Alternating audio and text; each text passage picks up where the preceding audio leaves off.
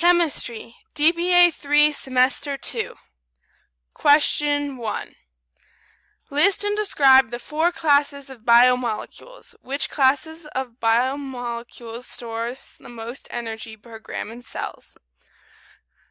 The 4 classes of biomolecules are carbohydrates, lipids, amino acids, and nucleic acids. Carbohydrates. Carbohydrates are molecules that are composed of carbon, hydrogen, and oxygen atoms in a specific 1 to 2 to 1 ratio. These biomolecules are produced by plants through photosynthesis and provide nutrients to living cells. They are made up of sugars which can combine to form starches. Carbohydrates help the body store energy, transport energy, and are used to make cell walls. Lipids. Lipids are molecules that do not dissolve in water, have a high percentage of carbon and hydrogen atoms, and are soluble in nonpolar solvents. These biomolecules also store the most grams of energy per cell. Besides storing energy, lipids help form cellular membranes, provide insulations, and contribute to communication in the body. Amino acids. Amino acids are molecules that have 2 functional groups, a basic NH2 amino group and an acidic COOH carboxylic group. They can combine to form proteins, and they help determine its structure, shape, and function. The proteins that these molecules form are an essential part of all cells. Thus, without amino acids, our body would not be able to function, which is why errors in amino acid chains can lead to disorders and diseases. Nucleic acid. Nucleic acids are compounds whose molecules can carry genetic information and are made up of 1 or 2 chains of nucleotides. The 2 types of these compounds are DNA and RNA. DNA contains all the instructions for life processes in cells and your unique traits. RNA helps with the synthesis of proteins. Question number 2. If one protein is missing, it causes genetic disorders. Name and describe the change that causes sickle cell anemia. What does this change cause to the blood cells and why? The answer is, the change that causes sickle cell anemia would be amino acid substitution. This disease is formed when glutamic acid is replaced with a molecule of valine.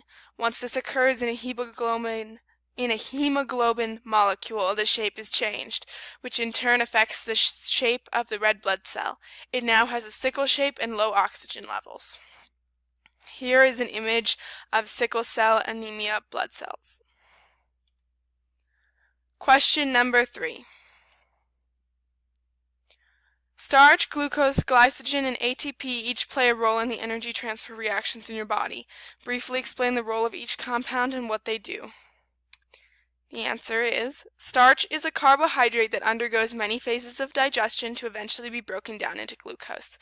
Glucose is a simple sugar that is then transported through the bloodstream to different cells around the body.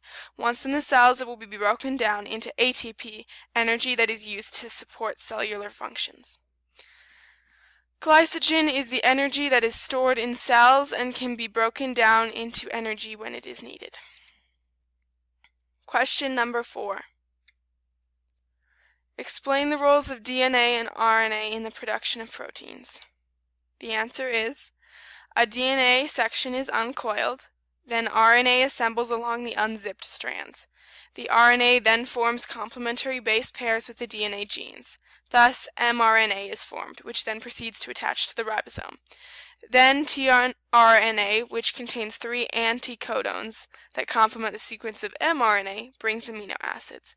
Then the amino acids are joined to form proteins. Essentially, the DNA acts as the directions for making proteins, and then RNA helps carry out the process in the ribosome.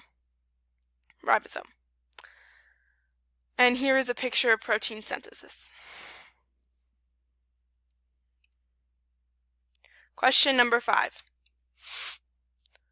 Why is polymerase chain reaction an important part of the process of DNA fingerprinting? How does this assist forensic scientists in solving crimes? The answer is, polymerase chain reactions, PCR, are an important part of DNA fingerprinting because it copies the DNA sample, even if the sample is extremely small. Basically, it can take a small sample and create a copy of its DNA. This process assists forensic scientists in solving crimes because if there is a tiny bit of DNA left at the crime scene, they can use PCR to make a copy of the DNA. Thus, it identifies the DNA of the criminal. And here is a picture of the PCR cycle. Thank you.